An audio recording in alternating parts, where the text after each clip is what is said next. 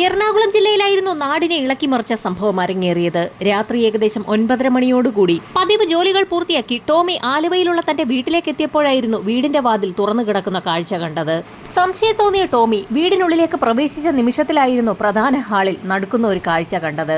ടോമിയുടെ ഭാര്യ അസാധാരണമായ നിലയിൽ കമിഴ്ന്നു കിടക്കുന്ന ഭാര്യ മെർലിന്റെ ശരീരം നിവർത്തിയിടുന്നതിനിടയിലായിരുന്നു ടോമി നടുക്കുന്ന ഒരു കാഴ്ച കണ്ടത്. ആ സ്ത്രീയുടെ വായിൽ നിന്നും നുരയും പതയും പുറത്തേക്ക് വരികയാണ്. എത്ര വിളിച്ചു നോക്കിയിട്ടും ഒരനക്കവുമില്ല. ടോമി അതിവേഗം തന്നെ ബെഡ്റൂമിലുണ്ടായിരുന്ന തന്റെ മക്കളെ തിരക്കി അവിടേക്ക് എത്തി. ആ സമയത്തായിരുന്നു ഭാര്യ മെർലിൻ കിടക്കുന്ന അതേ രീതി വായിൽ നിന്ന് നുരയും പതയും വന്ന നിലയിൽ 2 മക്കളും ബെഡിൽ കിടക്കുന്ന കാഴ്ച ടോമി കണ്ടത്. ഭയന്നുപോയ ടോമി വീടിന് പുറത്തേക്കിറങ്ങി ഓടുകയും നിലവിളിച്ച് ആളെ കൂട്ടുകയും ചെയ്തു. ടോമിയുടെ ശബ്ദം കേട്ടുകൊണ്ട് അയൽവാസികളൊക്കെ അയാളുടെ വീടിനടുത്തേക്ക് ഓടിയെത്തി. എന്താണ് സംഭവിച്ചതെന്ന് മനസ്സിലാകാതെ ആ കാഴ്ച കണ്ട് ഭയന്നുപോയ നാട്ടുകാർ ചേർന്ന് മെർലിനെയും മക്കളെയും ടോമി വന്ന വാഹനത്തിലേക്ക് കയറ്റുകയും അവിടെ നിന്ന് ആലുവ ഗവൺമെന്റ് ഹോസ്പിറ്റലിലേക്ക് അവരെ എത്തിക്കുകയും ചെയ്തു. ഹോസ്പിറ്റലിലെത്തിച്ച മെർലിനെയും മക്കളെയും പരിശോധിച്ചു നോക്കിയ ഡോക്ടർ അക്കാര്യം ടോമിയെ അറിയിച്ചു. ആ 3 പേരുടെയും മരണം സംഭവിച്ചു കഴിഞ്ഞു. അതുമാത്രവുമല്ല, അവരുടെ മരണം സംഭവിച്ചിട്ട് മണിക്കൂറുകൾ പിന്നിട്ടിരിക്കുകയാണ്. അറിയപ്പെടുന്ന പണക്കാരനും ബിസിനസ്സുകാരനുമൊക്കെയായ ടോമിയുടെ ഭാര്യയും മക്കളും മരണപ്പെട്ടു എന്നുള്ള വാർത്ത കാട്ടുതീ പോലെ പരന്നു. സംഭവം അറിഞ്ഞ് പോലീസ് സംഘവും ആലുവ ഗവൺമെന്റ് ഹോസ്പിറ്റലിലേക്ക് എത്തി. അന്വേഷണത്തിന്റെ ഭാഗമായി ടോമിയുടെ വീട്ടിലേക്കെത്തിയ പോലീസുകാരോടും നാട്ടുകാർ അവർക്ക് തോന്നിയ ചില സംശയങ്ങൾ പറഞ്ഞു. ആ 3 പേരുടെയും വായിൽ നിന്ന് നുരയും പതയും വന്നിരിക്കുകയാണ്. സാധാരണയായി വിഷം കഴിക്കുന്ന വ്യക്തികളുടെ വായിൽ നിന്നാണ് അത്തരത്തിൽ നുരയും പതയും വരാറുള്ളത്. അതുകൊണ്ട് തന്നെ ടോമിയുടെ ഭാര്യയും മക്കളും വിഷം കഴിച്ച് ആത്മഹത്യ ചെയ്തതാകാമെന്നുള്ള വാർത്തയാണ് പിന്നീട് പരന്നത്. ഹോസ്പിറ്റലിലേക്ക് എത്തുന്ന പോലീസുകാരെ കാത്ത് ഡോക്ടർമാർ ഉൾപ്പെടുന്ന സംഘം നിൽക്കുന്നുണ്ടായിരുന്നു. ടോമിയോട് പറയാത്ത ചില കാര്യങ്ങൾ ഡോക്ടർമാർക്കാകട്ടെ പോലീസുകാരോട് പറയാനുമുണ്ട്. ഡിവൈഎസ്പി ഉൾപ്പെടുന്ന സംഘം ആശുപത്രിയിലേക്ക് എത്തിയ നിമിഷത്തിൽ തന്നെ ഡോക്ടർമാർ അവരുടെ മനസ്സിലുള്ള നിഗമനങ്ങൾ പോലീസുകാരോട് പറഞ്ഞു തുടങ്ങി. ആ 3 പേരും വിഷം ഉള്ളിൽ ചെന്നാണ് മരണപ്പെട്ടിരിക്കുന്നത്. എന്നാൽ അവർ സ്വയം വിഷം കഴിച്ചിരിക്കുകയല്ല, അവരെ നിർബന്ധപൂർവ്വം ആരോ വിഷം കഴിപ്പിച്ചിരിക്കുകയാണ്. ഡോക്ടറുടെ പ്രാഥമിക നിഗമനം തീർത്തും ഞെട്ടിക്കുന്നതാണ്. ആത്മഹത്യ അന്വേഷിച്ചെത്തിയ പോലീസ് സംഘത്തോട് ഡോക്ടർമാർ പറഞ്ഞിരിക്കുന്നത് നടന്നിരിക്കുന്നത് കൊലപാതകമാണെന്നാണ്. 3 പേരുടെയും വായിലേക്ക് നിർബന്ധപൂർവ്വം ആരോ വിഷം ഒഴിച്ചു കൊടുത്തിരിക്കുകയാണ്. ബലപ്രയോഗത്തിലൂടെ അത്തരത്തിലൊരു കാര്യം ചെയ്യുമ്പോഴുണ്ടാക്കിയ പ്രഷർ അവരുടെ മുഖത്ത് അറിയാനുമുണ്ട്. 3 പേരുടെയും മുഖത്ത് ആരോ അതിശക്തമായി കൈയമർത്തിയതിന്റെ എല്ലാ ലക്ഷണങ്ങളുമുണ്ട്. അതുമാത്രവുമല്ല, ആ 3 പേരുടെയും ശരീരം ഏകദേശം ഇരുണ്ട നീല നിറത്തിലേക്ക് മാറിയിരിക്കുകയാണ്. മരണം സംഭവിച്ചിട്ട് മണിക്കൂറുകൾ പിന്നിട്ടിരിക്കുകയാണ്. ഏകദേശം വൈകുന്നേരം 7 മണിയോട് കൂടിയെങ്കിലും മരണം സംഭവിച്ചിരിക്കണം. കൃത്യമായ കാര്യങ്ങൾ അറിയണമെങ്കിൽ പോസ്റ്റ്മോർട്ടം റിപ്പോർട്ട് കൂടി പുറത്തു വരണം.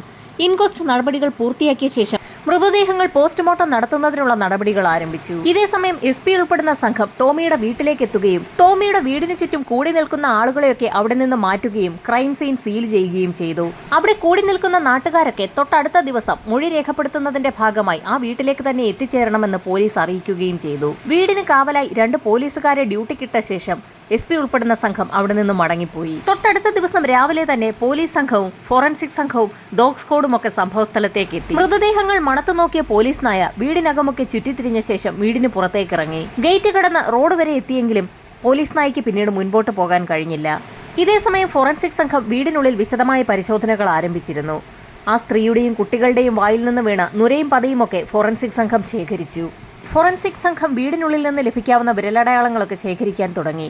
ഈ സമയത്തായിരുന്നു ഡൈനിങ് ടേബിളിന് മുകളിലിരിക്കുന്ന ഉപയോഗിച്ച ഒരു ഗ്ലാസ് ഫോറൻസിക് സംഘത്തിന്റെ ശ്രദ്ധയിൽപ്പെടുന്നത്. എന്തെങ്കിലും വിരലടയാളം ആ ഗ്ലാസിൽ നിന്ന് ലഭിക്കുമോ എന്നറിയാൻ ആ ഗ്ലാസും ഫോറൻസിക് സംഘം കസ്റ്റഡിയിലെടുത്തു. ഇതേസമയം ഹോസ്പിറ്റലിൽ പോസ്റ്റ്മോർട്ടം നടപടികൾ ആരംഭിച്ചു. മെർലിന്റെ മൃതശരീരം പോസ്റ്റ്മോർട്ടം ചെയ്യുന്നതിനിടയിലായിരുന്നു ഡോക്ടർമാർ ചില കാര്യങ്ങൾ ശ്രദ്ധിച്ചത്. മെർലിന്റെ പല്ലിൽ രക്തം പറ്റിപ്പിടിച്ചിട്ടുണ്ട്. മരണം സംഭവിക്കുന്നതിന് മുൻപ് മെർലിൻ ആരെയോ കടിച്ചിട്ടുണ്ടെന്ന് പോസ്റ്റ്മോർട്ടം നടത്തുന്ന ഡോക്ടർമാർക്ക് വ്യക്തമായി. ഒരു തവണയല്ല, 1-ലധികം തവണ മെർലിൻ ആരെയോ കടിച്ചിട്ടുണ്ട്. അക്കാര്യം അതുപോലെ തന്നെ ഡോക്ടർമാർ പോലീസ് സംഘത്തെ അറിയിക്കുകയും ചെയ്തു. 3 പേരുടെയും മരണം സംഭവിച്ചിരിക്കുന്നത് രാത്രി 7:30നും 8:00നും ഇടയിലാണ്. 3 പേരുടെയും വലിച്ചു തുറന്നതിന് ശേഷം വിഷം ഉള്ളിലേക്ക് ഒഴിച്ചിരിക്കുകയാണ്. സയനൈഡാണ് ഒഴിച്ചിരിക്കാൻ സാധ്യതയുള്ളത്. കാരണം മരണം അതിവേഗം സംഭവിച്ചിരിക്കുകയാണ്. 3 പേരുടെയും ഉള്ളിൽ ചെന്നിരിക്കുന്നത് സയനൈഡ് തന്നെയാണോ എന്ന് ഉറപ്പിക്കണമെങ്കിൽ രാസപരിശോധനയുടെ റിപ്പോർട്ട് കൂടി പുറത്തു വരണം. സ്വർണ്ണപ്പണിക്കാരാണ് സാധാരണയായി സയനൈഡ് ഉപയോഗിക്കാറുള്ളത്. തട്ടാന്മാരുമായി ബന്ധമുള്ള ഏതോ വ്യക്തികളായിരിക്കാം കൊലപാതകത്തിന് പിന്നിലെന്ന് പോലീസ് വിലയിരുത്തി. ഡിവൈഎസ്പിയുടെ നിർദ്ദേശപ്രകാരം ഒരു സംഘം പോലീസുകാർ ടോമിയുമായി ബന്ധപ്പെട്ടുള്ള കാര്യങ്ങൾ അന്വേഷിക്കാൻ പുറപ്പെട്ടു. ടോമിയുടെ ബിസിനസ് ബന്ധങ്ങൾ, ബന്ധുക്കൾ, അയൽവാസികൾ തുടങ്ങി എല്ലാ ആളുകളെയും കേന്ദ്രീകരിച്ച് ഒരു അന്വേഷണം നടത്താൻ തന്നെയായിരുന്നു ഉത്തരവിട്ടത്. ഈ കൊലപാതകത്തിന്റെ മോട്ടീവ് എന്താണെന്ന് കണ്ടെത്തുക എന്നുള്ളതായിരുന്നു പോലീസിന്റെ ആദ്യ ദൗത്യം. ഒരുപക്ഷെ മോഷണം നടത്താനെത്തിയ വ്യക്തികളാണ് ആ വീട്ടിലുള്ള 3 പേരെയും കൊലപ്പെടുത്തിയതെങ്കിൽ അക്കാര്യം ആദ്യം തന്നെ കണ്ടെത്തണം. മെർലിന്റെയും മക്കളുടെയും ശവസംസ്കാര ചടങ്ങുകൾ പൂർത്തിയാക്കിയ ശേഷം ടോമിയെ വിശദമായി ഒന്ന് ചോദ്യം ചെയ്യാൻ തന്നെ പോലീസ് സംഘം തീരുമാനിച്ചു. പല സ്ഥലത്തു നിന്നെത്തിയ നിരവധി ആളുകളാണ് മെർലിന്റെയും മക്കളുടെയും ശവസംസ്കാര ചടങ്ങുകളിൽ പങ്കെടുത്തത്. ഇതിനിടയിൽ മഫ്തിയിലുള്ള പോലീസ് സംഘം ചടങ്ങ് നടക്കുന്ന സ്ഥലത്ത് പലയിടങ്ങളിലായി നിൽക്കുന്നുണ്ടായിരുന്നു. സാധാരണയായി ഇത്തരം കൊലപാതകങ്ങൾ നടത്തുന്ന വ്യക്തി അല്ലെങ്കിൽ വ്യക്തികൾ അവരുടെ മരണാനന്തര ചടങ്ങുകളിൽ പങ്കെടുക്കുകയും ആ കാഴ്ച കണ്ട് സന്തോഷിക്കുകയും ചെയ്യാറുണ്ട്. അത്തരത്തിൽ സംശയകരമായ രീതിയിൽ ഏതെങ്കിലും ആളുകളെ കണ്ടെത്താൻ കഴിയുമെങ്കിൽ അവരെ കൈയോടെ പിടികൂടുന്നതിനായിരുന്നു പോലീസ് സംഘം വേഷം മാറി സംസ്കാര ചടങ്ങുകളിൽ പങ്കെടുത്തത്. ചടങ്ങുകളൊക്കെ പൂർത്തിയായ ശേഷം ടോമിയെ പോലീസ് സംഘം അടുത്തേക്ക് വിളിപ്പിക്കുകയും വീട്ടിനുള്ളിൽ നിന്നും എന്തെങ്കിലും സാധനങ്ങൾ മിസ്സായിട്ടുണ്ടോ എന്നുള്ള കാര്യം തിരക്കുകയും ചെയ്തു. പോലീസിന്റെ നിർദ്ദേശപ്രകാരം ടോമി ഉടൻ തന്നെ വീട്ടിനുള്ളിലുള്ള അലമാരകളൊക്കെ പരിശോധിച്ചു. അലമാരകളൊക്കെ പരിശോധിക്കുന്നതിനിടയിൽ ടോമിക്ക് ഒരു കാര്യം ഉറപ്പായി. ആഭരണങ്ങൾ വെച്ചിരിക്കുന്ന കൂട്ടത്തിൽ നിന്നും ഭാര്യ മെർലിന് ഏറ്റവും ഇഷ്ടപ്പെട്ട അവൾ സ്ഥിരമായി ധരിക്കാറുള്ള ഒരു മാല മിസ്സിംഗ് ആണ്. അക്കാര്യം ടോമി ഉടൻ തന്നെ പോലീസിനെ അറിയിക്കുകയും ചെയ്തു. ടോമി അക്കാര്യം പറഞ്ഞപ്പോൾ പോലീസിന് തന്നെ ആകെ സംശയമായി. ആഭരണങ്ങൾ ഒരുപാടിരിക്കുന്നത് കണ്ടാൽ മോഷണം നടത്താനെത്തുന്ന വ്യക്തികൾ അത് മുഴുവനും കൊണ്ടുപോകും. എന്നാൽ ഇവിടെ ഒരു മാല മാത്രമാണ് ആഭരണങ്ങളുടെ കൂട്ടത്തിൽ നിന്നും എടുത്തുകൊണ്ടു പോയിരിക്കുന്നത്. ആ മോഷണത്തിൽ പോലീസ് സംഘത്തിന് ആകെ സംശയം തോന്നി. ടോമിയെ ചോദ്യം ചെയ്തതിൽ നിന്നും തന്റെ കുടുംബത്തെ വകവരുത്തക്ക രീതിയിൽ ശത്രുതയുള്ള ആരും തന്നെ ഉള്ളതായി തനിക്ക് അറിവില്ല എന്ന് അയാൾ പോലീസിന് മൊഴി നൽകുകയും ചെയ്തു. നാട്ടുകാരെയും പോലീസ് സംഘം വിശദമായി ചോദ്യം ചെയ്തു. ആളുകളെയൊക്കെ ചോദ്യം ചെയ്ത കൂട്ടത്തിലായിരുന്നു 2 പേർ പോലീസുകാർക്ക് അനുകൂലമായി ചില കാര്യങ്ങളൊക്കെ പറയുന്നത്. ടോമിയുടെ വീടിന്റെ എതിർവശത്ത് താമസിക്കുന്ന അയൽവാസി രാത്രി ഏകദേശം 8 മണി കഴിഞ്ഞ സമയത്ത് ടോമിയുടെ വീടിന്റെ ഭാഗത്തു കൂടി ഒരു പുരുഷൻ നടന്നു പോകുന്ന കാഴ്ച കണ്ടിരുന്നു. ഇരുട്ടായതുകൊണ്ട് തന്നെ അതാരാണെന്ന് തനിക്ക് വ്യക്തമായില്ല എന്നും അയാൾ പോലീസിനോട് പറഞ്ഞു. അതുകൂടാതെ അമ്മിണി എന്ന സ്ത്രീ ആ വീടിന്റെ സമീപത്തു കൂടി നടന്നു പോകുന്നതായി ഒരു അയൽവാസി പോലീസിന് മൊഴി നൽകി. അമ്മിണി ആരാണെന്നുള്ള പോലീസിന്റെ ചോദ്യത്തിന് അത് മരിച്ചുപോയ ഫ്രാൻസിസിന്റെ ഭാര്യയാണെന്നും ഫ്രാൻസിസ് ടോമിയുടെ സഹോദരനാണെന്നും അയാൾ പോലീസിനോട് പറഞ്ഞു. എന്നാൽ അമ്മിണിയെ അയൽവാസി കണ്ടത് വൈകുന്നേരം ഏകദേശം 6:30 മണിക്ക് ശേഷമാണ്. ആ സമയത്ത് അമ്മിണി ഹോസ്പിറ്റലിൽ പോവുകയാണെന്ന് ആ അയൽവാസിയോട് പറയുകയും ചെയ്തിരുന്നു. പോലീസ് സംഘം അമ്മിണിയെ സ്റ്റേഷനിലേക്ക് വിളിച്ചു വരുത്തി ചോദ്യം ചെയ്തു. ആ സമയത്ത് അമ്മിണി തന്റെ വീട്ടിൽ നിന്നും ഹോസ്പിറ്റലിലേക്ക് പോയതായിരുന്നുവെന്ന് അവർ പോലീസിനോട് പറഞ്ഞു. അത് മാത്രവുമല്ല, അമ്മിണി ഹോസ്പിറ്റലിലേക്ക് പോയത് കണ്ടതായി ആ അയൽവാസിയും പോലീസിനോട് പറഞ്ഞിട്ടുണ്ട്. അതുകൊണ്ട് തന്നെ സംശയിക്കുന്നവരുടെ ലിസ്റ്റിൽ നിന്നും പോലീസ് സംഘം അമ്മിണിയെ ഒഴിവാക്കി. ഇനി പോലീസിന്റെ മുൻപിൽ സംശയിക്കുന്നവരുടെ ലിസ്റ്റിൽ ഉൾപ്പെട്ടിട്ടുള്ള ഒരേയൊരു വ്യക്തി സംഭവം നടന്ന ദിവസം രാത്രി ഏകദേശം 8 മണിക്ക് ശേഷം ടോമിയുടെ വീടിന് സമീപത്തുകൂടി നടന്നുപോയ ആ അപരിചിതനാണ്. ടോമിയുടെ ബന്ധുക്കളെ ഓരോരുത്തരെയായി പോലീസ് സംഘം വിശദമായി ചോദ്യം ചെയ്തു. അങ്ങനെ ചോദ്യം ചെയ്യുന്നതിനിടയിലായിരുന്നു ടോമിയുടെ സഹോദരി ജോസഫൈൻ പോലീസിനോട് ചില കാര്യങ്ങൾ തുറന്നു പറയുന്നത്. മരിക്കുന്നതിന് മുൻപ് മെർലിൻ ഒരു ടെൻഷനിലായിരുന്നു എന്നുള്ള കാര്യമാണ് ജോസഫൈൻ പോലീസിനോട് പറഞ്ഞത്. ആ ടെൻഷന് കാരണം അമ്മിണിയാണ്. കുടുംബപരമായുള്ള ബിസിനസ്സാണ് ടോമിയും സഹോദരങ്ങളും ചേർന്ന് നടത്തിക്കൊണ്ടു പോകുന്നത്. അമ്മിണിയുടെ ഭർത്താവും ടോമിയുടെ സഹോദരനുമായ ഫ്രാൻസിസിന്റെ മരണശേഷം ബിസിനസ്സിലെ ഒരു ലാഭവിഹിതം കൃത്യമായി അമ്മിണിക്ക് ടോമി കൈമാറാറുണ്ട്. ആ തുക കുറവാണെന്ന് പറഞ്ഞുകൊണ്ട് അമ്മിണി സ്ഥിരമായി മെർലിനോട് വഴക്കുണ്ടാക്കാറുണ്ടായിരുന്നു. സംഭവം നടക്കുന്നതിന് ഏതാനും ദിവസങ്ങൾക്ക് മുൻപ് മെർലിനെ കാണുന്നതിനായി ജോസഫൈൻ സംഭവം നടന്ന വീട്ടിലേക്ക് എത്തിയ സമയത്തും അപ്രതീക്ഷിതമായി അമ്മിണി ആ വീട്ടിലേക്ക് എത്തിയിരുന്നു. ആ സമയത്ത് അമ്മിണിക്കൊപ്പം അപരിചിതനായ ഒരു വ്യക്തി കൂടിയുണ്ടായിരുന്നു. ജോസഫൈനെ അപ്രതീക്ഷിതമായി കണ്ട നിമിഷത്തിൽ അമ്മിണിയൊന്ന് അമ്പരന്നതായി ഇപ്പോൾ തനിക്ക് സംശയം തോന്നുന്നു എന്നുകൂടി ജോസഫൈൻ പോലീസിനോട് പറഞ്ഞു. ഇപ്പോൾ തിരിഞ്ഞാലോചിക്കുമ്പോൾ അമ്മിണി ആ വീട്ടിലേക്ക് കരുതിക്കൂട്ടി വന്നതാണോ എന്ന് പോലും തനിക്ക് സംശയം തോന്നുന്നു എന്ന് ജോസഫൈൻ പോലീസിനോട് പറഞ്ഞു. അന്ന് ആ വീട്ടിലേക്കെത്തിയ അമ്മിണി മെർലിനോട് സുഖവിവരങ്ങളൊക്കെ ചോദിച്ച ശേഷം അതിവേഗത്തിൽ അവിടെ നിന്ന് കടന്നു പോവുകയും ചെയ്തു. അമ്മിണി എന്ന സ്ത്രീയെ സംശയിക്കേണ്ട ഒരു വ്യക്തി തന്നെയാണെന്നാണ് ചുരുക്കം പറഞ്ഞാൽ ജോസഫൈൻ പോലീസിനെ അറിയിച്ചിരിക്കുന്നത്. ജോസഫൈന്റെ മരിച്ചുപോയ സഹോദരൻ ഫ്രാൻസിസിന്റെ ഭാര്യ കൂടിയാണ് അമ്മിണി. അമ്മിണിയെ മനഃപൂർവ്വം കുടുക്കി കേസ് വഴിതിരിച്ചു വിടാൻ ജോസഫൈൻ ശ്രമം നടത്തുകയാണോ എന്ന് പോലും പോലീസിന് സംശയം തോന്നി. എന്നിരുന്നാലും അമ്മിണിയെക്കുറിച്ചുള്ള കാര്യങ്ങൾ ടോമിയോട് അന്വേഷിക്കാൻ തന്നെ പോലീസ് സംഘം തീരുമാനിച്ചു. ടോമിയുടെ ഭാര്യയും അമ്മിണിയും തമ്മിൽ എന്തെങ്കിലും പ്രശ്നമുണ്ടായിട്ടുണ്ടോ എന്നുള്ളതായിരുന്നു പോലീസിന്റെ ചോദ്യം. അതിന് കൃത്യമായ മറുപടിയും ടോമി പോലീസിനോട് പറഞ്ഞു. ഏതാനും നാളുകൾക്ക് മുൻപായിരുന്നു ഒരു ഓപ്പറേഷനുമായി ബന്ധപ്പെട്ട് അമ്മിണി ഹോസ്പിറ്റലിൽ അഡ്മിറ്റ് ആയത്. ആ സമയത്ത് ടോമിയുടെ ഭാര്യ മെർലിൻ അമ്മിണിയെ കാണാൻ ഹോസ്പിറ്റലിൽ എത്തിയിരുന്നു. ആ സമയത്ത് ഹോസ്പിറ്റലിൽ അമ്മിണിക്കൊപ്പം ഒരു ചെറുപ്പക്കാരൻ കൂടി ഉണ്ടായിരുന്നു. ടെലിഫോൺ ഡിപ്പാർട്ട്മെന്റിൽ വർക്ക് ചെയ്യുന്ന ലൈൻമാനായ കാർത്തികേയൻ എന്ന വ്യക്തിയായിരുന്നു അത്. അയാൾ താമസിക്കുന്നത് അമ്മിണിയുടെ കോമ്പൗണ്ടിൽ തന്നെയാണ്. കാർത്തികേയൻ എന്തിനാണ് ഹോസ്പിറ്റലിൽ അമ്മിണിക്കൊപ്പം കൂട്ടിരിക്കുന്നതെന്ന് മെർലിൻ അന്ന് അമ്മിണിയോട് ചോദിച്ചിരുന്നു.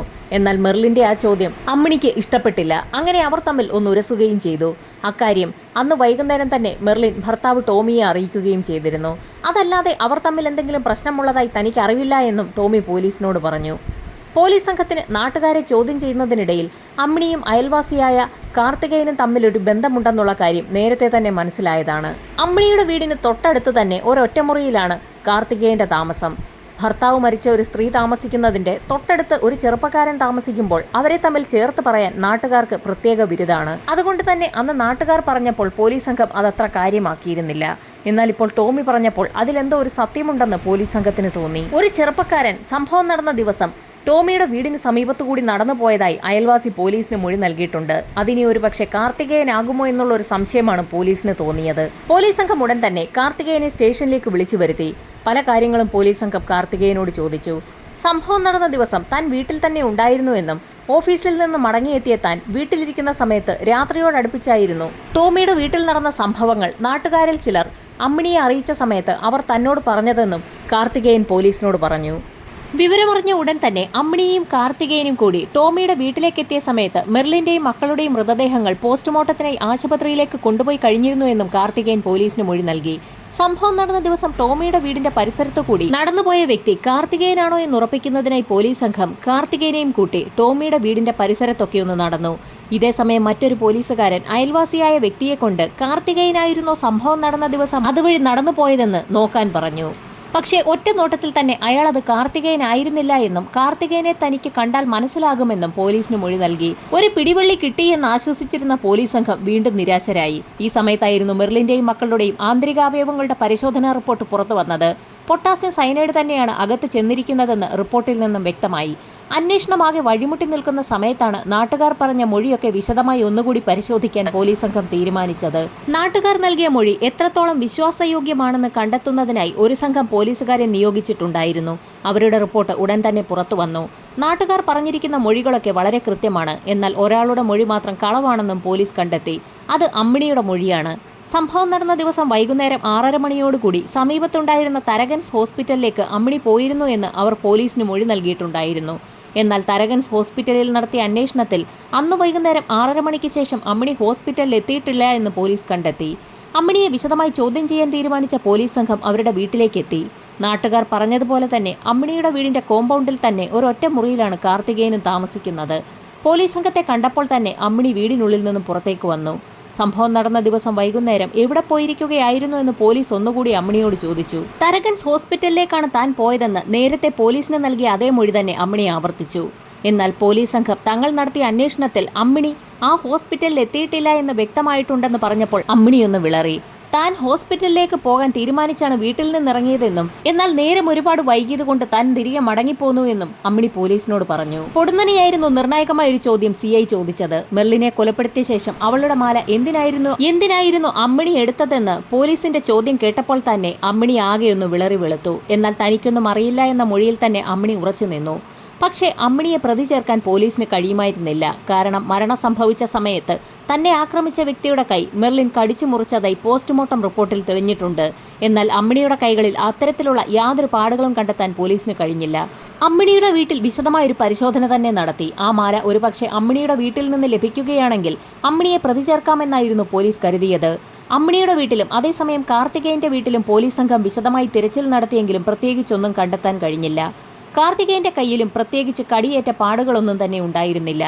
എന്നാൽ കാർത്തികേയന്റെ വീട് അരിച്ചു പറക്കുന്നതിനിടയിൽ നിർണായകമായൊരു കത്ത് പോലീസ് സംഘത്തിന് ലഭിച്ചു. ഞെട്ടിക്കുന്ന വിവരങ്ങളായിരുന്നു കത്തിനുള്ളിലുണ്ടായിരുന്നത്. ടോമി തന്നെ ചതിച്ച ശേഷം മറ്റൊരാളുമായി കരാറിലേർപ്പെട്ടു എന്നായിരുന്നു കത്തെഴുതിയ വ്യക്തി പറഞ്ഞിട്ടുണ്ടായിരുന്നത്. അതുകൊണ്ട് തന്നെ ടോമിയെയും കുടുംബത്തെയും ഇല്ലാതാക്കുന്നതിനായി വല്ല കൂടോത്രവും ചെയ്യണമെന്നായിരുന്നു കത്തെഴുതിയ വ്യക്തി കത്തിൽ സൂചിപ്പിച്ചിട്ടുള്ളത്. എന്നാൽ കത്തെഴുതിയ വ്യക്തിയുടെ പേര് അതിനുള്ളിൽ ഉണ്ടായിരുന്നില്ല. കത്തെഴുതിയത് ആരാണെന്ന് എത്ര ചോദിച്ചിട്ടും കാർത്തികേയൻ പോലീസിനോട് പറഞ്ഞതുമില്ല. ഈ സമയത്ത് അമ്മിണിയുടെ വീട് ഒന്നുകൂടി അരിച്ചു പറക്കാൻ പോലീസ് സംഘം തീരുമാനിച്ചു. അമ്മിണിയുടെ വീട്ടിൽ നിന്നും അവർ സ്ഥിരമായി എഴുതാറുണ്ടായിരുന്ന ഒരു ഡയറി കുറിപ്പ് പോലീസ് കണ്ടെടുത്തു. ഡയറിയിലെ കൈയക്ഷരവും കാർത്തികേയന്റെ വീട്ടിൽ നിന്ന് ലഭിച്ച കത്തിലെ കൈയക്ഷരവും ഏകദേശം ഒരുപോലെയാണെന്ന് മനസ്സിലാക്കിയ പോലീസ് സംഘം അത് വിദഗ്ധ പരിശോധനയ്ക്ക് അയക്കാൻ തീരുമാനിച്ചു. ഇതോടൊപ്പം തന്നെ അമ്മിണിയെയും കാർത്തികേയനെയും വിശദമായി ചോദ്യം ചെയ്യുന്നതിനായി പോലീസ് സ്റ്റേഷനിലേക്ക് വിളിച്ചു വരുത്തി. വിശദമായി ചോദ്യം ചെയ്തപ്പോൾ അമ്മിണി പല കാര്യങ്ങളും തുറന്നു പറഞ്ഞു.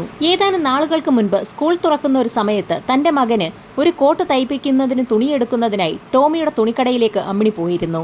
സിൽക്ക് കൊണ്ടുള്ള ഒരു കോട്ട് തയ്പ്പിക്കുന്നതിനായിരുന്നു അമ്മിണി തുണിയെടുക്കാൻ പോയത്. എന്നാൽ അതിനൊക്കെ വലിയ വിലയാകുമെന്നും കുറഞ്ഞ ഏതെങ്കിലും തുണിയെടുത്തുകൊണ്ട് പൊയ്ക്കോളാനും ടോമി അമ്മിണിയോട് പറഞ്ഞു. തനിക്ക് സിൽക്കിന്റെ തുണി തന്നെ വേണമെന്ന് അമ്മിണി വാശി പിടിച്ചപ്പോൾ കടയിൽ കൂടി നിന്ന ആളുകളൊക്കെ കേൾക്കെ പരസ്യമായി ടോമി അമ്മിണിയെ അപമാനിക്കുകയും ചെയ്തു. ആ കടയിലുണ്ടായിരുന്ന സിൽക്കിന്റെ തുണി മുഴുവനും എടുത്ത് അമ്മിണിക്ക് കൊടുക്കെന്നും അങ്ങനെയെങ്കിലും അവളുടെ ആർത്തി തീരട്ടെ എന്നുമായിരുന്നു അയാൾ പറഞ്ഞത്. ആളുകൾക്ക് മുൻപിൽ വെച്ച് അപമാനിതയായ അമ്മിണി കരഞ്ഞുകൊണ്ടായിരുന്നു അന്ന് അവിടെ നിന്നും ഇറങ്ങിപ്പോയത്. അങ്ങനെ ടോമിക്ക് മറക്കാൻ കഴിയാത്ത എന്തെങ്കിലും ഒരു തിരിച്ചടി നൽകണമെന്ന് തീരുമാനിച്ച അമ്മിണി അവളുടെ വീട്ടിലിരുന്ന് കാർത്തികേയന് ഒരു കത്തെഴുതുകയായിരുന്നു. ഒരു ഹിന്ദു കൂടിയായ കാർത്തികേയന് മന്ത്രവാദികളുമൊക്കെയായി ബന്ധമുണ്ടാകുമെന്ന് കരുതി ഏതെങ്കിലും മന്ത്രവാദികളെ കൊണ്ട് കൂടോത്രം ചെയ്യിപ്പിച്ച് ടോമിയുടെ വീട് തകർക്കുക എന്നുള്ളതായിരുന്നു അമ്മിണിയുടെ ലക്ഷ്യം. അത്തരത്തിൽ അമ്മിണി എഴുതിയൊരു കത്തായിരുന്നു കാർത്തികേയന്റെ വീട്ടിൽ നിന്നും പോലീസ് സംഘത്തിന് ലഭിച്ചത്.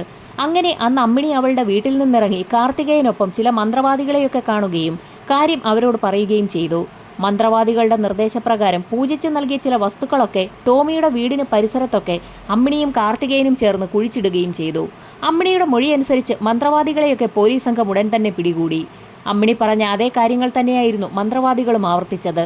മന്ത്രവാദത്തിലൂടെ ടോമിയെയും കുടുംബത്തെയും തകർക്കുന്നതിനായി അമ്മിണി ഒരു ശ്രമം നടത്തിയിരിക്കുകയാണ്. ഒരുപക്ഷെ അതേൽക്കാതെ വന്നതോടുകൂടി ടോമിയുടെ ഭാര്യയെയും മക്കളെയും അമ്മിണി തന്നെ വകവരുത്തിയതാണോ എന്ന് പോലീസിന് സംശയമുണ്ടായി. എന്നാൽ അത് തെളിയിക്കത്തക്ക യാതൊരു വിധത്തിലുള്ള തെളിവുകളും അമ്മിണിയുടെയോ കാർത്തികേയന്റെയോ വീട്ടിൽ നിന്നും പോലീസിന് കണ്ടെടുക്കാനും കഴിഞ്ഞില്ല. ഈ സമയത്തായിരുന്നു കാർത്തികേയൻ വർക്ക് ചെയ്തിരുന്ന ടെലിഫോൺ ഡിപ്പാർട്ട്മെന്റിൽ നിന്നും ലീവ് ലെറ്റർ എഴുതി വാങ്ങിക്കുന്നതിനായി ഒരു ജോലിക്കാരൻ അവിടേക്ക് വന്നത്. കാർത്തികേയൻ ഒപ്പിട്ട് കൊടുക്കുന്നത് കണ്ടപ്പോൾ പോലീസ് സംഘത്തിന് ചെറിയൊരു കൗതുകം തോന്നി. പോലീസ് സംഘം കാർത്തികേയനുമായി ആലുവ ടെലിഫോൺ ഡിപ്പാർട്ട്മെന്റിന്റെ ഓഫീസിലേക്ക് ഒരു അന്വേഷണത്തിനായി പുറപ്പെട്ടു. കാർത്തികേയൻ ഇരിക്കുന്ന സീറ്റിലും അയാൾ സാധനങ്ങൾ കൊണ്ടുവയ്ക്കുന്ന സ്ഥലത്തുമൊക്കെ വിശദമായ ഒരു അന്വേഷണം നടത്തുന്നതിനിടയിൽ അവിടെ ഒരു ബോക്സ് സംശയാസ്പദമായ രീതിയിൽ കാർത്തികേയൻ ഒളിപ്പിച്ചു വെച്ചിരിക്കുന്നത് പോലീസിന്റെ ശ്രദ്ധയിൽപ്പെട്ടു. ആ ബോക്സ് പരിശോധിച്ചപ്പോൾ മെർലിന്റെ കാണാതായ മാല ആ ബോക്സിനുള്ളിൽ നിന്നും പോലീസിന് ലഭിച്ചു. പോലീസ് സംഘം വീണ്ടും കാർത്തികേയനെ ചോദ്യം ചെയ്തു. ആ മാല അമ്മിണിയാണ് തനിക്ക് നൽകിയതെന്ന് കാർത്തികേയൻ പോലീസിന് മൊഴിയും നൽകി. അങ്ങനെ പോലീസ് സംഘം അമ്മിണിയെ വീണ്ടും സ്റ്റേഷനിലേക്ക് വിളിച്ചു വരുത്തി വിശദമായി ഒന്നുകൂടി ചോദ്യം ചെയ്തു. തനിക്ക് പണത്തിന് ആവശ്യം വന്നൊരു സമയത്ത് മെർലിൻ ആ മാല കടമായി നൽകിയതാണെന്നായിരുന്നു അമ്മിണി പോലീസുകാരോട് പറഞ്ഞത്. എന്നാൽ പെട്ടെന്ന് മെർലിൻ മരണപ്പെട്ടപ്പോൾ ആ മാല തന്റെ കൈവശമിരുന്നാൽ പോലീസും നാട്ടുകാരും തന്നെ സംശയിക്കുമല്ലോ എന്ന് തോന്നിയ സമയത്തായിരുന്നു കാർത്തികേയന്റെ കയ്യിലേക്ക് ആ മാല വിൽക്കുന്നതിനായി അമ്മിണി നൽകിയത്. മെർലിന്റെ മരണവുമായി ബന്ധപ്പെട്ടുള്ള പ്രശ്നങ്ങളൊക്കെ ഒന്നൊതുങ്ങുന്ന സമയത്ത് ആ മാല വിൽക്കാമെന്നായിരുന്നു കാർത്തികേയൻ തീരുമാനിച്ചിരുന്നത്. ടെലിഫോൺ ഡിപ്പാർട്ട്മെന്റിന്റെ ഓഫീസിലാകുമ്പോൾ പെട്ടെന്നാരും കണ്ടെത്തുകയില്ല എന്ന് ഉറപ്പുള്ളതുകൊണ്ടായിരുന്നു കാർത്തികേയൻ ആ മാല ഓഫീസിനുള്ളിൽ ഒളിപ്പിച്ചത്. പ്രതികളെ പിടിച്ചു എന്ന് കരുതിയ പോലീസ് വീണ്ടും ഇരുട്ടിൽ തപ്പിത്തുടങ്ങി. അമ്മിണിയുടെ മൊഴികളൊക്കെ വിശദമായി തന്നെ പോലീസ് ഒന്നുകൂടി പരിശോധിച്ചു. അമ്മിണി ആദ്യം നൽകിയ മൊഴിയനുസരിച്ച് സംഭവം നടന്ന ദിവസം വൈകുന്നേരം 6:30 മണിയോടുകൂടി തരകൻസ് ഹോസ്പിറ്റലിലേക്ക് പോയിട്ടുണ്ട്. ഒരുപാട് ഇരുട്ടിയതുകൊണ്ട് തന്നെ ഹോസ്പിറ്റൽ പരിസരത്തേക്ക് എത്തുന്നതിന് മുൻപ് തന്നെ അവർ തിരികെ മടങ്ങിയെത്തിയെന്നുള്ളതായിരുന്നു രണ്ടാമത് അവർ പോലീസിന് നൽകിയ മൊഴി. എന്നാൽ അവരുടെ വീടും ഹോസ്പിറ്റലും തമ്മിൽ വലിയ ദൂരമൊന്നുമില്ല. അതുകൊണ്ട് തന്നെ അമ്മിണി എത്ര മണിക്കാണ് തിരികെ വീട്ടിലേക്ക് എത്തിയതെന്ന് ഒരന്വേഷണം നടത്താൻ പോലീസ് തീരുമാനിച്ചു. നാട്ടുകാരെയൊക്കെ ഒന്നുകൂടി ചോദ്യം ചെയ്ത സമയത്ത് ഒരയൽവാസി പോലീസിന് നിർണായകമായൊരു മൊഴി നൽകി. സംഭവം നടന്ന ദിവസം വൈകുന്നേരം ഏകദേശം 8:30 മണിയോടുകൂടി അമ്മിണി അവരുടെ വീട്ടിലേക്ക് കയറിപ്പോകുന്നത് കണ്ടു എന്നായിരുന്നു അമ്മിണിയുടെ വീടിന് എതിർവശത്ത് താമസിക്കുന്ന വ്യക്തി പോലീസിന് മൊഴി നൽകിയത്. വൈകുന്നേരം 6:30 മണിക്ക് ശേഷം തരകൻസ് ഹോസ്പിറ്റലിന്റെ ഭാഗത്തേക്ക് പോയ അമ്മിണി 8:30 മണിയോടുകൂടിയാണ് തിരികെ എത്തിയിരിക്കുന്നത്. 1.5 മണിക്കൂറോളം സമയം അമ്മിണി എവിടെയായിരുന്നു എന്നൊന്ന് അന്വേഷിക്കാൻ പോലീസ് തീരുമാനിച്ചു. അതിനായി വീണ്ടും അമ്മിണിയെ പോലീസ് ചോദ്യം ചെയ്തു തുടങ്ങി. 1.5 മണിക്കൂർ സമയം എവിടെയായിരുന്നു എന്നുള്ള പോലീസിന്റെ ചോദ്യത്തിന് അതിനുള്ള ഉത്തരം വിശദമായി പറഞ്ഞു ഫലിപ്പിക്കാൻ അമ്മിണിക്ക് കഴിയാതെ വന്നു. ഒടുവിൽ പോലീസിന്റെ കർക്കശമായ ചോദ്യം ചെയ്യലുകൾക്കൊടുവിൽ അമ്മിണി പല സത്യങ്ങളും പറഞ്ഞു തുടങ്ങി. കൂടോത്രം ചെയ്ത് ടോമിയുടെ കുടുംബത്തെ തകർക്കാൻ കഴിയില്ല എന്ന് മനസ്സിലാക്കിയ സമയത്തായിരുന്നു ജോണി എന്നൊരു വ്യക്തിയുമായി അമ്മിണിക്ക് പരിചയമുണ്ടാകുന്നത്. ടോമിയുടെ കുടുംബത്തെ എങ്ങനെയെങ്കിലും നശിപ്പിക്കണമെന്നുള്ള അമ്മിണിയുടെ ആഗ്രഹത്തിന് ജോണി കൂട്ടുനിൽക്കുകയും ചെയ്തു. ടോമിയുടെ കുടുംബം തകർക്കുന്നതിന് ഏറ്റവും നല്ലത് അയാളുടെ ഭാര്യയും മക്കളെയും വിഷം നൽകി കൊല്ലുക എന്നുള്ളതാണെന്ന് ജോണിയാണ് അമ്മിണിയെ ഉപദേശിച്ചത്. അതിന്റെ അടിസ്ഥാനത്തിൽ വീര്യമേറിയ ചില കീടനാശിനികളൊക്കെ കരുതി ജോണിക്കൊപ്പം അമ്മിണിയും ഒരു ദിവസം വൈകുന്നേരം ടോമിയുടെ വീട്ടിലേക്ക് എത്തി. മെർലിനെ അടുക്കളയിലേക്ക് കൂട്ടിക്കൊണ്ടുപോയി അവിടെ വെച്ച് അവസാനിപ്പിക്കാനായിരുന്നു ഇരുവരുടെയും പ്ലാൻ. ഈ സമയത്തായിരുന്നു അവരുടെ പ്ലാനുകൾ തകർത്തുകൊണ്ട് ടോമിയുടെ കടയിലെ ഒരു ജീവനക്കാരൻ അന്നത്തെ കളക്ഷനും കടപൂട്ടിയ താക്കോലും കൊണ്ട് ആ വീട്ടിലേക്ക് കടന്നു വന്നത്. ജീവനക്കാരൻ അമ്മിണിയെയും ജോണിയെയും കാണുകയും ചെയ്തു. അതുകൊണ്ട് തന്നെ അന്ന് ആ പ്ലാൻ നടപ്പിലാവുകയില്ല എന്ന് മനസ്സിലാക്കിയ ഇരുവരും ടോമിയുടെ വീട്ടിൽ നിന്നും പോവുകയും ചെയ്തു. ടോമിയെയും കുടുംബത്തെയും ഇല്ലാതാക്കിയാൽ വലിയൊരു തുക പ്രതിഫലമായി നൽകാമെന്ന് അമ്മിണി ജോണിക്ക് വാക്ക് നൽകിയിരുന്നു. അതുകൊണ്ട് തന്നെ ആ പ്ലാൻ എങ്ങനെയെങ്കിലും നടപ്പിലാക്കണമെന്ന് തീരുമാനിച്ച ജോണി തോമസ് എന്നൊരു വ്യക്തിയെ കൂടി കൂടെ കൂട്ടാൻ തീരുമാനിച്ചു. തോമസിന്റെ ഐഡിയ പ്രകാരം എക്കാലിക്സും മറ്റൊരു കീടനാശിനിയും കൂടി ചേർത്ത് ആളുകൾക്ക് നൽകിക്കഴിഞ്ഞാൽ അവരുടൻ മരണപ്പെടുമെന്ന് കേട്ടതോടുകൂടി ജോണി അത് സംഘടിപ്പിച്ചു. അങ്ങനെ അമ്മിണിക്കൊപ്പം ജോണിയും തോമസും കൂടി ചേർന്നു. പ്ലാൻ നടപ്പിലാക്കാൻ തീരുമാനിച്ച ആ മൂവർ സംഘം അതിനായി ഒരു ദിവസം തിരഞ്ഞെടുക്കുകയും ടോമിയുടെ വീട്ടിലേക്ക് എത്തുകയും ചെയ്തു. അതൊരു വൈകുന്നേരമായിരുന്നു. ആദ്യം ആ വീടിനുള്ളിലേക്ക് നടന്നു പോയത് അമ്മിണിയായിരുന്നു. അതിനുശേഷം അമ്മിണിയെ കാണാനെന്ന വ്യാജേന ജോണിയും അകത്തേക്ക് കയറി. ഈ സമയത്തായിരുന്നു അവരുടെ പ്ലാനുകൾ തെറ്റിച്ചുകൊണ്ട് വീടിനുള്ളിൽ ജോസഫൈൻ ഉണ്ടെന്നുള്ള കാര്യം അമ്മിണിക്ക് മനസ്സിലായത്. അമ്മിണിയുടെ മരിച്ചുപോയ ഭർത്താവിന്റെ സഹോദരി കൂടിയാണ് ജോസഫൈൻ. അതുകൊണ്ട് തന്നെ ഒന്നും സംഭവിക്കാത്തതുപോലെ അമ്മിണി അവരോട് ഇരുവരോട് സംസാരിച്ച ശേഷം അവിടെ നിന്ന് ധൃതിയിൽ പുറത്തു പോവുകയും ചെയ്തു. ഗേറ്റിന് പുറത്ത് പതുങ്ങി നിൽക്കുകയായിരുന്ന തോമസും അവർക്കൊപ്പം കൂടി. അങ്ങനെ 2 തവണയായിരുന്നു ടോമിയെയും കുടുംബത്തെയും ഇല്ലാതെയാക്കാനുള്ള അമ്മിണിയുടെ പ്ലാൻ പൊളിഞ്ഞത്. അങ്ങനെ അവരെല്ലാവരും കൂടി അമ്മിണിയുടെ വീട്ടിൽ വീണ്ടും ഒത്തുകൂടി. കാർത്തികേയനും അവർക്കൊപ്പം കൂടി. സയനൈഡ് കൊടുത്ത് ആളുകളെ വേഗത്തിൽ കൊല്ലാൻ കഴിയുമെന്നുള്ള നിർദ്ദേശം കാർത്തികേയനായിരുന്നു മുൻപോട്ട് വെച്ചത്. തോമസ് ആ സമയത്ത് സയനൈഡ് സംഘടിപ്പിക്കാമെന്നും ഏറ്റു. അയാൾക്ക് സ്വർണ്ണപ്പണിക്കാരുമായൊക്കെ നല്ല ബന്ധമാണ്. അതുകൊണ്ട് സയനൈഡ് സംഘടിപ്പിക്കാനും ബുദ്ധിമുട്ടുണ്ടായില്ല. അങ്ങനെ സയനൈഡ് സംഘടിപ്പിച്ച് ആ സംഘം മെർലിനെയും കുടുംബത്തെയും ഇല്ലാതാക്കാൻ തന്നെ തീരുമാനിച്ചു. അങ്ങനെ സംഭവം നടന്ന ദിവസം വൈകുന്നേരം ഏകദേശം 6:30 മണിയോടുകൂടി അമ്മിണി മെർലിന്റെ വീട്ടിലേക്ക് എത്തി. കോളിംഗ് ബെൽ അടിച്ച ശേഷം മെർലിൻ വാതിൽ തുറന്നപ്പോൾ തന്നെ അമ്മിണി അകത്തേക്ക് കയറി. ഏതാനും നിമിഷങ്ങൾക്കകം തന്നെ അമ്മിണിയെ കാണാനെന്ന വ്യാജേന ജോണിയും അവിടേക്കെത്തി. ജോണിയെ നേരത്തെ തന്നെ അമ്മിണിക്കൊപ്പം കണ്ടിട്ടുള്ളത് കൊണ്ട് തന്നെ മെർലിന് സംശയവും തോന്നിയില്ല. കുടിക്കാൻ അല്പം വെള്ളം വേണമെന്ന് ജോണി ആവശ്യപ്പെട്ടപ്പോൾ തന്നെ മെർലിൻ അടുക്കളയിലേക്ക് പോയി. ഈ സമയത്ത് ആരും അറിയാതെ തോമസും അവിടേക്കെത്തി. അടുക്കളയിൽ വെള്ളമെടുക്കുകയായിരുന്ന മെർലിന്റെ അടുത്തേക്ക് ജോണിയും തോമസും കൂടി ചെന്നു. മെർലിൻ തിരിഞ്ഞു നോക്കിയ സമയത്ത് പെട്ടെന്നായിരുന്നു 2 ചെറുപ്പക്കാർ തനിക്ക് മുൻപിൽ നിൽക്കുന്നത് മെർലിൻ കണ്ടത്. അമ്പരന്ന് പോയ മെർലിന്റെ കയ്യിൽ നിന്നും വെള്ളവും ഗ്ലാസും ജോണി പിടിച്ചു വാങ്ങുകയും തൊട്ടടുത്തുള്ള ടേബിളിലേക്ക് വെക്കുകയും ചെയ്തു. മെർലിൻ നിലവിളിച്ച് കരയാതിരിക്കുന്നതിനായി അവളുടെ വാ പൊത്തിപ്പിടിക്കാൻ തോമസ് ശ്രമിച്ചെങ്കിലും അവൾ കുതറിമാറി. പെട്ടെന്നായിരുന്നു ജോണി മെർലിന്റെ വാ പൊത്തിപ്പിടിക്കാൻ ശ്രമിച്ചത്. ജോണിയുടെ കൈയിലേക്ക് മെർലിൻ ആഞ്ഞു കടിക്കുകയും ചെയ്തു. അപ്രതീക്ഷിതമായി കടിയേറ്റ ജോണി കൈ പെട്ടെന്ന് തിരിച്ചതും അയാളുടെ കൈയുടെ പിൻഭാഗത്തും കടി കിട്ടി. മെർലിൻ ഓടി രക്ഷപ്പെടാൻ ശ്രമം നടത്തിയെങ്കിലും അവരിരുവരും ചേർന്ന് മെർലിന്റെ വായിലേക്ക് ബലപ്രയോഗത്തിലൂടെ സയനൈഡ് ഒഴിച്ചു കൊടുക്കുകയായിരുന്നു. അകത്തെ മുറിയിൽ പഠിച്ചുകൊണ്ടിരിക്കുകയായിരുന്ന കുട്ടികളുടെ അടുത്തേക്ക് അമ്മിണി ചെല്ലുകയും വാതിൽ ചാരുകയും ചെയ്തിരുന്നു. അതുകൊണ്ട് തന്നെ അടുക്കളയിൽ നടന്ന സംഭവ വികാസങ്ങളൊന്നും ആ കുട്ടികൾ അറിഞ്ഞതുമില്ല.